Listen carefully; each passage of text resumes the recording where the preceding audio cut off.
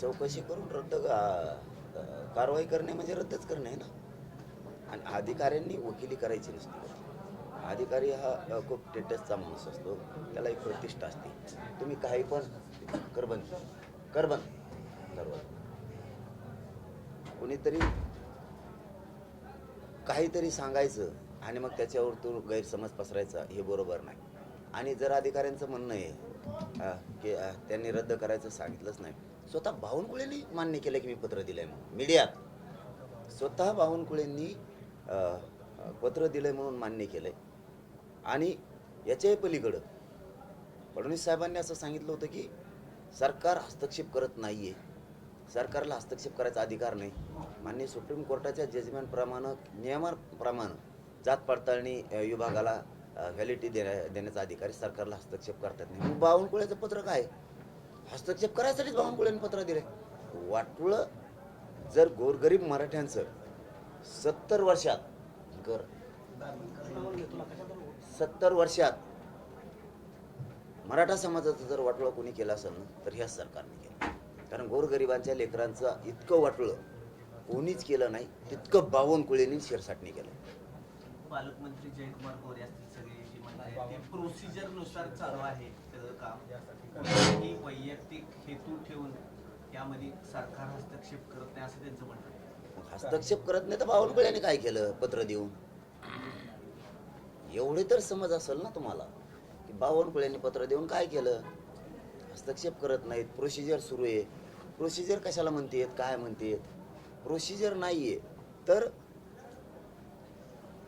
त्या गंगापूरमध्ये भावाची व्हॅलिडिटी बहिणीची रद्द कसं काय झाली? कोणची प्रक्रिया आहे? द्या की उत्तर. व्हॅलिडिटी भावाला दिली आणि बहिणीची रद्द केली, कोणची प्रक्रिया आहे ही? मराठ्यावर अन्याय करायची प्रक्रिया सुरू आहे का? ते काय बोललेत मला माहित नाही, त्याच्यामुळं ज्यांचं मी बोललेलंच ऐकलं नाही त्यांच्याबद्दल उगाच काही बोलणं योग्य नाही, म्हणून मी ऐकलंच नाही ते काय बोललेत ती. परंतु याच्यावरती तर मी एवढं तरी फायनल सांगू शकतो की गंगापूरला जर व्हॅलिडिटी भावाला दिली तर बहिणीची रद्द का केली, ही प्रक्रिया कोणची? वर्षा निवासस्थानावर तुम्ही आंदोलनाचा इशारा दिला, कशा पद्धतीचं आंदोलन असणार आहे, कधी असणार आहे? ते बघा, आंदोलन तर अंतरवलीतच होणार, ते फायनल आहे. पण सांगता येत नाही, निर्णय वेळेवरती काय डाव फिरत काही सांगता येत नाही. पण वर्षावरती का करू नये? मी पण कोणताही डाव टाकू शकतो अचानक वेळेवर. कारण वर्षा निवासस्थान आमचं नाही का? या राज्यातल्या जनतेचं आहे ते. तिथं या महाराष्ट्रातल्या 14 करोड जनतेला न्याय देणारा मुख्य व्यक्ती बसलाय. फडणवीस आमचे नाही का? ते जर आमचे नाहीत तर मग ते महाराष्ट्राचे मुख्यमंत्री कसे? वर्षा बंगला आमचा आहे, जनतेचा. फडणवीस साहेब जनतेचे आहेत. आणि आम्ही त्यांच्या घरी बंगल्यावर आंदोलन करायला चाललो का? पोरांना येऊन द्यायचं नाही याचा अर्थ महाराष्ट्रातले पोरं त्यांच्या नाहीत का? महाराष्ट्रातली जनता एखादी मागणी करते त्यांचे नाही का? त्यांनी दिलदार मन दाखव, बसावर म्हणून गच्चीवर, त्यांच्यावर स्लॅबवर उपोषणावर बसतो. लक्ष्मण यांनी आरोप केला की तुमच्या आंदोलनाला राजकीय नेत्यांना वाटत होतं की जरांगे पाटलांना पश्चिम महाराष्ट्रामध्ये पाहिजे तितका प्रतिसाद भेटणार नाही, पण सध्याचा प्रतिसाद पाहता काय वाटतं आपल्याला? काय असतं भाऊ, कोणाच्या म्हणण्यावर मी कधीच चालत नाही. कुणी जर मला याच्या मागं मराठ्याने राहिले का रोजच मराठ्याला पळू? रोजच पळू का? करू वाटलं मराठ्याचं रोजच? कुणी काही थोडं डवचित मग मी तेच करत बसू. पुन्हा कुणी म्हणतं आता गाड्या कमी झाल्या, मग का गाड्याच आणत बसू? रोज काय लाखभर गाड्या संगच घेऊन हिंडू? माझा समाज 100% एक झाला याची शंका नाही. पण या आत्ता जे झालं ना मराठा समाजावरती अन्याय, त्या अन्यायामुळं मराठा समाज पेटून उठलाय. पश्चिम महाराष्ट्रासाठी मी लढत नाही असं थोडं आहे, मराठवाड्यासाठी लढत नाही असं थोडं आहे, मी विदर्भासाठी लढत नाही असं थोडं आहे. सगळ्यात जास्त विदर्भात नोंदी सापड्यात 58 लाख नोंदी आहेत ना, त्याच्यापैकी सगळ्यात जास्त विदर्भात नंबर 2ला पश्चिम महाराष्ट्र. मी काय कोकणासाठी काम करत नाही, मी काय खानदेशासाठी काम करत नाही, मी काय मुंबईसाठी काम करत नाही. मी भेद नाही करत. महाराष्ट्राला कानाकोपरा आमचा आहे. आणि घराघरातले मराठी थोडे मोजके राजकीय सोडता, राजकीय सुद्धा आपल्या कोणाच येतात, थोडे मोजके सोडता अख्खा मराठा समाज एका बाजूने. त्याचं कारणच तसं आहे, त्यांच्याच लेकीबाळीसाठी लेकरा बाळासाठी मी जीव जाळतोय, ते सुखी समाधानी व्हावे तुम्ही. सत्तेत- ते कसं काय सोडतील मला? सत्तेतले आहेत का? सत्तेतले- सगळे म्हणलो मी, हां. सत्तेतले सुद्धा. आणि मग मला या सगळं बाळ माहित होईल का? माझ्या हातात पत्र लागते, आपली लढाई ही खूप माझ्या हाताला प्रशासनातल्या फायलीतले कागद लागतात की जे व्हॅलिडिटी द्या म्हणून निर्णय दिलेल्या जात पडताळणीनं संभाजीनगरला, मला वाटतं दहीहंड्याच्या प्रकरणात जात पडताळणी समिती व्हॅलिडिटी ज्योती दहीहंडेचा देण्याचा निर्णय दिला आहे असं पत्र देतं आणि त्यांच्या फाईलला ठेवतंय. त्यांच्या उद्या सकाळी पत्र द्यायचं त्या निर्णयावर, म्हणजे व्हॅलिडिटीचं कोणी प्रमाणपत्र रद्द सकाळी. लक्ष्मण हाकेंनी विचारलंय, त्यांचा असं दावा आहे की प्रसाद लाड यांनी मदत तुमच्या केली आहे. आंदोलनाला आर्थिक रसद पुरवली असं त्यांनी आरोप केला. हे बघा, मी कोणावर घेणं देत नाही, आपण कवा गिनीत नाही, आणि मी आणखीन विरोधक मानलेलं नाही. मी ज्या दिवशी विरोधक मानन ना त्या दिवशी आपला कचका कसा असतो बघ. कारण मला आजही गोरगरीब धनगरांची माया येते, त्यांच्या मनात काही वाटू द्या, कोणाच्या म्हणण्यावर काय वाटावं हे मी बघत नाही. पण आम्ही गाव शेजारी राहिलोत, आम्हाला सगळ्या गोष्टी माहिती आहेत, आम्हाला एकमेकात कायम आहेत. मी आजही 3 वर्षात कोणत्याही पत्रकार बांधवांनी दाखवून द्या की मी धनगर समाजात तोंड टाकून बोललो. आजही त्या गरिबांच्या हालेत, आजही त्यांचे लोक डोंगरात दऱ्यात शेळ्या मेंढ्या चारून लेकराला शिकवतात. त्यांना इष्टीतलं आरक्षण मिळालं पाहिजे या भूमिकेत आम्ही आज बी आहे. आम्हाला थोडा बी राग आला तरी बी आम्ही म्हणू शकतो ना देऊ नका, पण आम्हाला माहिती आहे गरिबाच्या वेदना किती आहेत. त्यामुळे 4-2 नेत्याला आणि 1-2 नेत्याला घेणत नाही मी, आणि ते मोजत पण नाही. माझं म्हणणं आहे की सरकारकडून बोलण्यापेक्षा, एखाद्या राजकीय पक्षाकडून बोलण्यापेक्षा जातीकडून बोलू.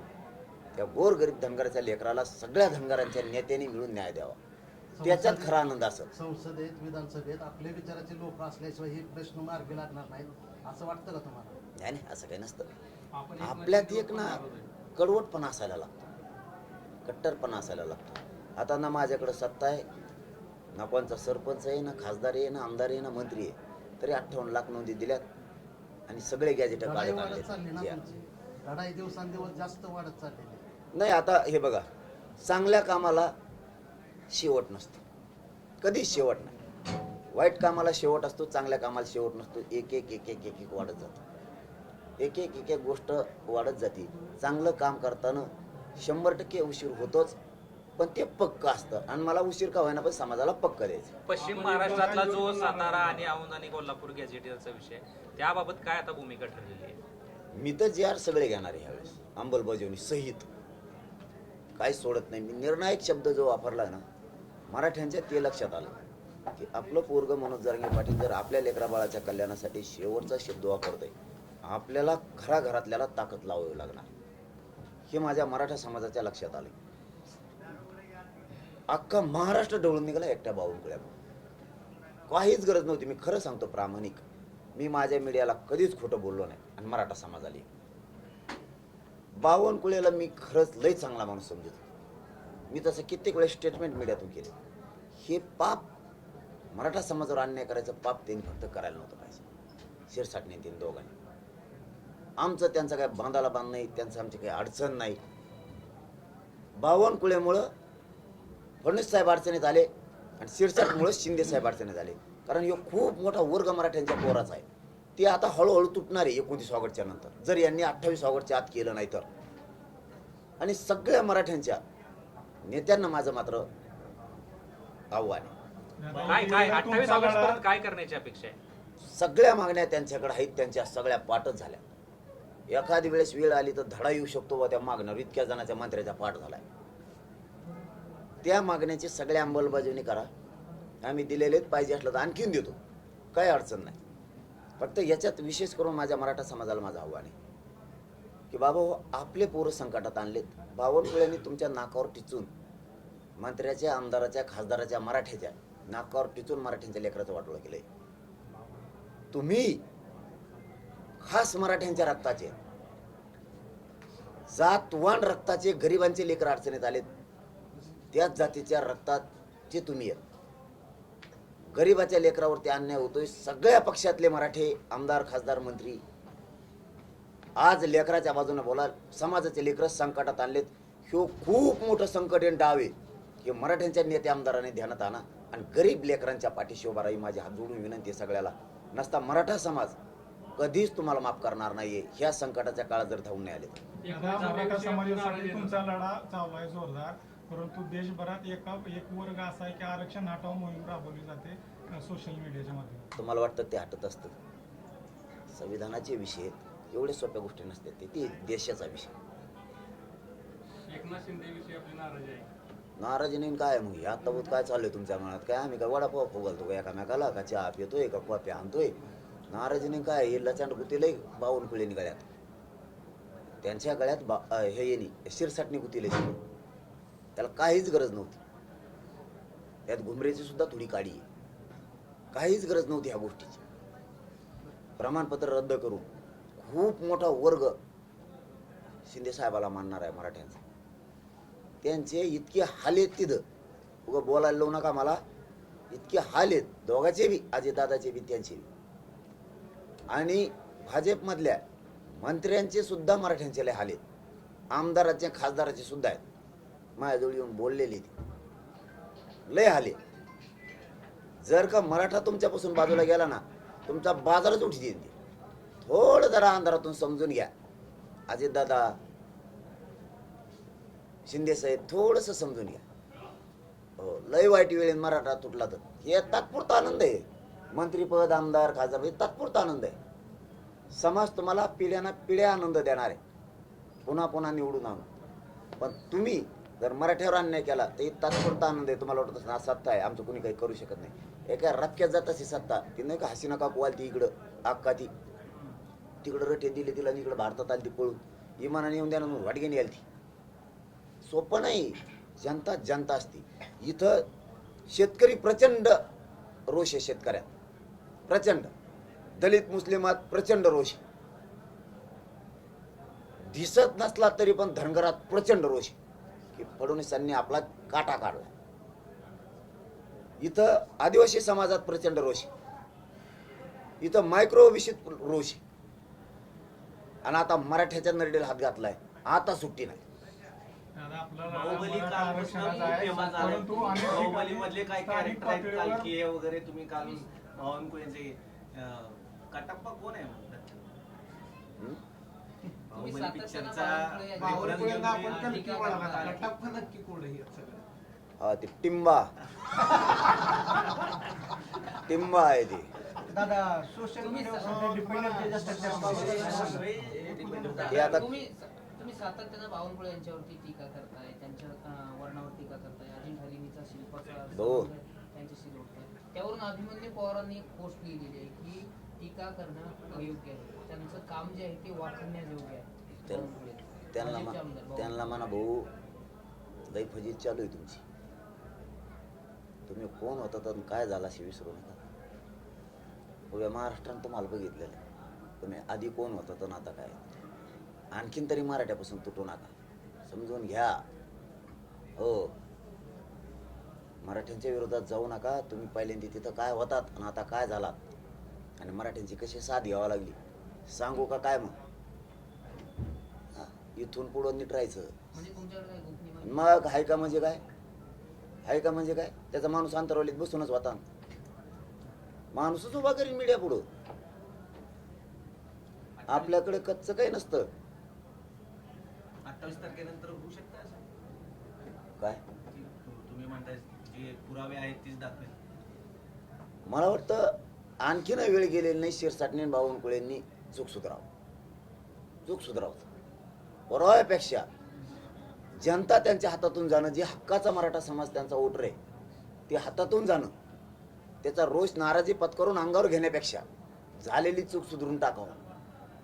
4च प्रमाणपत्राचा विषय, इतका इश्यू करायची गरज नाही की पार ते पार सत्तेत आणि मराठ्यात प्रचंड ताणतणाव होईल, इथपर्यंत विषय न्यायची गरज नाही. विषय साधा आहे.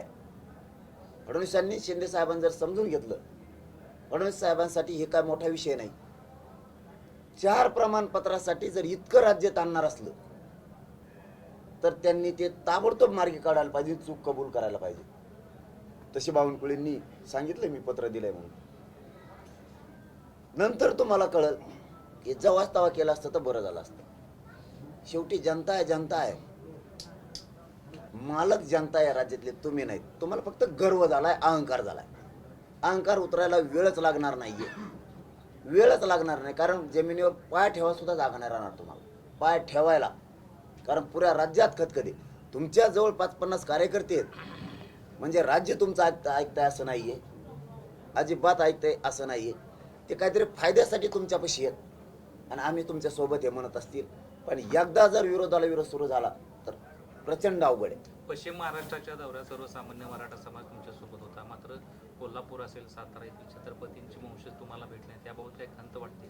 ते आपण अपेक्षा पण नाही करत कधी. आपल्याला ही भेटला पाहिजे माणूस, ती भेटला पाहिजे. माझं कर्तव्य, माझा दौरा होता, ती मी केला. तिथं पत्रकार परिषद होती सातारा संस्थांच्याबद्दल, ती मी घेतली. काय असतं, राजगादीचा सन्मान आपण करायचा असतो आणि जनतेचा सन्मान करायची जबाबदारी त्यांच्याकडे असते.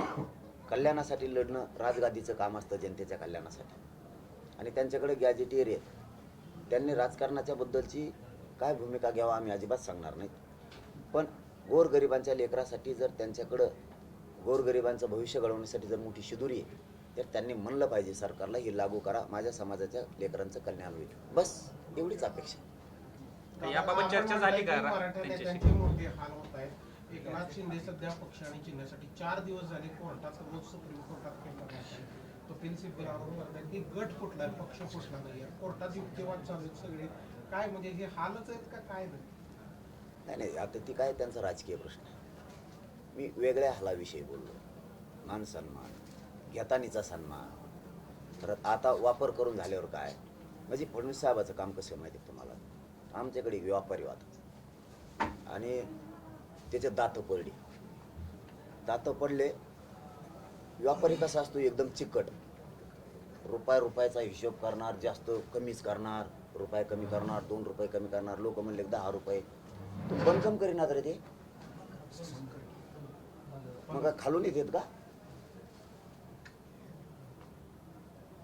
1-1 रुपया कुठं गेला की किंमत करणार, कमी पैसे करायचे. बरं एखादा 10 रुपये मला लागते म्हणा, नाही 5ला देतो का. हे आमच्याकडे व्यापारी होता. ते दात पडले ते दवाखान्यात गेला दात बसायसाठी. दात पिस बसिले. ते म्हणले हे दात बसाय झाल्यावर ते म्हणले, डॉक्टर म्हणे एवढे पैसे झाले तुमचे, 5,000 8,000 सांगितले मला वाटतं. त्याला 8,000 रुपये झाले तुमचे. पचळं पिसळं बसून झालं हा सगळं त्याचं. आणि त्याला घासा लागतं, ते करायला लागतं, दात बराबर बसायला लागते जिथं तिथं बसतेत का. पक्के दात बसिले त्या डॉक्टरने, घासून घेतले, सगळं केलं आणि बचळं बसिलं म्हणले 8,000 रुपये झाले, द्या. तो मला 8,000 हे बचळण तू मला धर, तुपलं बचळण तू मला नको. आता त्या डॉक्टरने ठोयचं कुठं, ते दुसऱ्याला बसत नाही काही. असं शिंदे साहेबाचं काम केलेलं आहे फडणवीस साहेबांनी. बचळं बसून घेतलं स्वतःला आणि आता म्हणजे बचळण तू आता जातो कुठं, माघारी जाता आहे ना, पुढं येता आहे ना. असा फडणवीसचा कच काय. दादा, आपला लढा मराठा आरक्षणासाठी आहे, परंतु अनेक गावात स्थानिक पातळीवर मराठा ओबीसी संघर्ष पाहायला मिळतो. नाही दोन्ही समाजासाठी चुकीचं काय आहे संदेश असेल? चुकीचं आहे ते. तुम्हाला गोरगरीब ओबीसीत आणि गोरगरीब मराठ्यात कुठेही संघर्ष नाही. हे राजकीय नेते त्यांच्या स्वार्थासाठी हे घडून आणतात.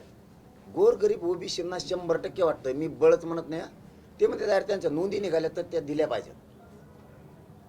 आमच्यातलं नका देऊ काढून, पण नोंदी आहेत म्हणल्यावर त्या दिल्या पाहिजे. एखादं जर वावर सापडले तर त्याला दिलं पाहिजे. मराठ्यांचे गरिबाचे लेकरं उपाशी मरता कामा नाहीत. या भावनेचे, या माणुसकीचे गावागावात ओबीसी आहेत, गावागावात घराघरात आहेत. हा नोंदी नसते निघाल्या तर मग ठीक आहे, मग नका देऊ आम्हाला. याच्यापेक्षा काय स्वच्छ पाहिजेत आम्ही सुद्धा. किती प्रामाणिक शब्द पाहिजे आमचा सुद्धा.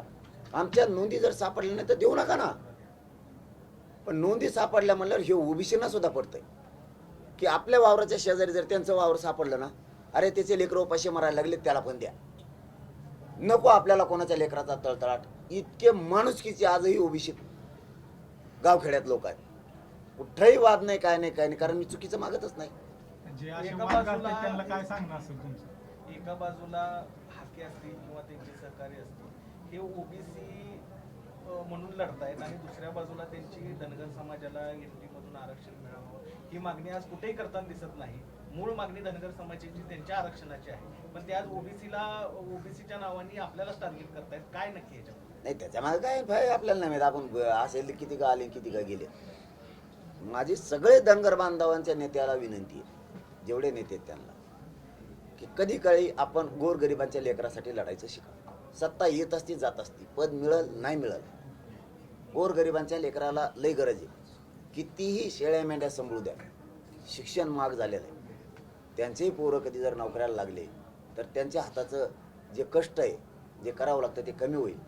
नोकरी लागल्यावर त्यांचेही समाधानी सुखी संसार होतील. किती दिवस वाऱ्यात वावदानात त्यांनी उन्हात अनात पावसात दऱ्या डोंगरांनी वाघ येत लांडगे येत साप येत, काय संकट नाही. हो दे ना त्यांच्या सुखाचे दिवस. त्यांच्यासाठी एसटीचं आरक्षण जे तुम्ही मागताय त्यासाठी सगळ्या नेत्यांनी ताकद लावली पाहिजे. हे 4-2 सोडून द्यायचे, यांना कोण गिनी ते बाजार बन घ्यायला विसरलेच समाजाला. ते मला काय माहित. ते त्यांना विचारलं पाहिजे सगळ्या नेत्याला. तुम्ही आपण वंजारी समाजाविषयी काय म्हणजे मत व्यक्त करतो? धनगर समाजाविषयी आपण सांगितलं, वंजारी समाज त्यांना काही कमी पडलं, काय कमी पडलंय काही? मिमिक्री खूप करायला लागलाय सध्या, काय करणार? अरे म्या काय मी केलं? म्या पुढं काय केलं आहे ते सांगितलं फक्त. तेवढं आहे तेच सांगितलं मी. बघ आहे ते सांगितलं. त्या माणसांकडून पुन्हा पुन्हा पत्रकार बांधवांना सांगतो, चूकच करायची गरज नव्हती. एकदम चांगलं होतं. 1-2 शेतकऱ्यांचे काम सांगितलं होतं, त्या माणसाने पटकेच केले. तर मी सगळ्यात जास्त फडणवीसांना बोलायचो, पण त्यांना मानायचो. काय म्हणायचो? फोन लावला की 4 मिनिटाचाच प्रश्न सोडितो हा माणूस. माझा वैयक्तिक अनुभव होता. येत आहे त्याच माणसाने आमच्या पोरांचं मुर्दे पाडले. त्याच माणसानं प्रमाणपत्र रद्द केले, इतकं चांगलं बोलून गोरगरिबांच्या लेकरावरती अन्याय करून इतकं पाप का डोक्यावर घ्यायले बावनकुळे. आणि काय ते हायच तसं जे आहे ते आहे. काय त्याला त्याच्यात आहे बघा ती कालके का टिंबा. हा टिंबा आहे. फडणवीस म्हणतात की मी कायद्याच्या चौकटीनं सगळं करतोय. कोण म्हणलं? फडणवीस म्हणतात की हे सगळं कायद्याच्या चौकटीनं सुरू आहे. रद्द करणं म्हणजे काय आहे ती आता रद्द करणं कायद्याच्या चौकटीत आहे का? तुम्हीच बोला. आता सुप्रीम कोर्टाच्या नियमाप्रमाणे राज्य सरकारला किंवा एखाद्या मंत्र्याला हस्तक्षेप करता येत नाही. मग बावनकुळे सरकारचा भाग नाही का? तो कस का पत्र काढून रद्द करा म्हणतो? काय बोलतात तुमचं तुम्हालाच कळा नाही. तुम्ही काही बोला, तुमच्याच अंगावर यायला लागले. तुमच्या डोक्यातलं खरं सांगा काय आहे ते. तुमच्या डोक्यात हे मराठ्यांना 58 लाख नोंदीचे प्रमाणपत्र द्यायचे नाही हे बोला. आणि ते कोणाचा बाप आला तरी मी रोखून देऊ शकत. तुम्हाला गॅजेटियर द्यायचे नाहीयेत. कारण तुमचं म्हणणं आहे जरांगे पाटील हे पक्का आरक्षण मराठ्यांना द्यायला आहे. मराठा आणि जरांगे पाटील जर एकत्र राहिले तर हे पोरग पक्का आरक्षण घेणार आहे. कारण मी ओबीसीतलं आरक्षण मागितलंच नाही त्यांना. 2-4% आम्हाला द्या म्हणून. आमची नोंद सापडली तर कुणबी प्रमाणपत्र द्या म्हणतो. आता त्यांच्या डोक्यात 58 लाख जर नोंदी दिल्या कुणबी प्रमाणपत्र, 2-2.5 कोटी मराठा समाज आरक्षणात चालला. गॅजेटियर दिले तर ते सरकारी दस्तऐवज. हे सगळं पक्का आरक्षण. डोकं लावून जरांगे पाटलाने बरोबर मराठ्यांना टिकणारं पक्का आरक्षण दिलंय. मग काय करायचं आता? द्यायचं नाही. गैरसमज पसरू आपण. ह्यो कशानेच ऐकत नाही. मराठा समाज याला उघडं पडू देत नाही. एका जीवानं पाठीशी उभा राहतो. मी पण मराठ्यांच्या पाठीशी उभा राहतो. एक गैरसमज पसरता येईल का? शेवटचा डाव टाकून बघा अशी त्यांची मिटिंग आहे. शेवटचा डाव टाकून बघा. एक गैरसमज पसरायचा डाव टाकायचा. आता बाकीच्याने हे रोखतच नाहीये आणि मराठ्यांना रोखणं एवढं सोपं नाही. तीही चर्चा झाली त्यांची. मग आता काय? 4 प्रमाणपत्र रद्द करा.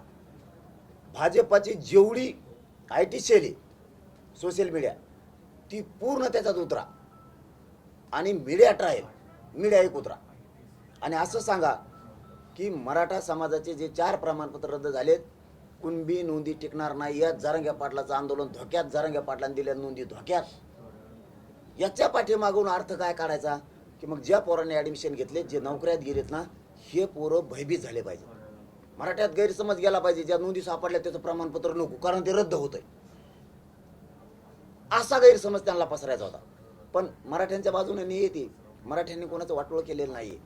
त्यामुळे ते बावनकुळ्याचं पत्र माझ्या हाती लागलं आणि जे संभाजीनगरचा निर्णय दिला होता व्हॅलिडिटी प्रमाणपत्र द्यायचा, तेही प्रशासनातल्या फाईलचं पत्र हातात लागलं, ते मीडियाला मी दिलंय. मग एवढं असून जर प्रमाणपत्र रद्द होते तर याचा अर्थ आहे तुम्ही सत्तेचा मंत्रिपदाचा गैरवापर करून मराठा समाजावर अन्याय करायला लागलात, म्हणून मराठा समाज चिडून उठला. चला, धन्यवाद.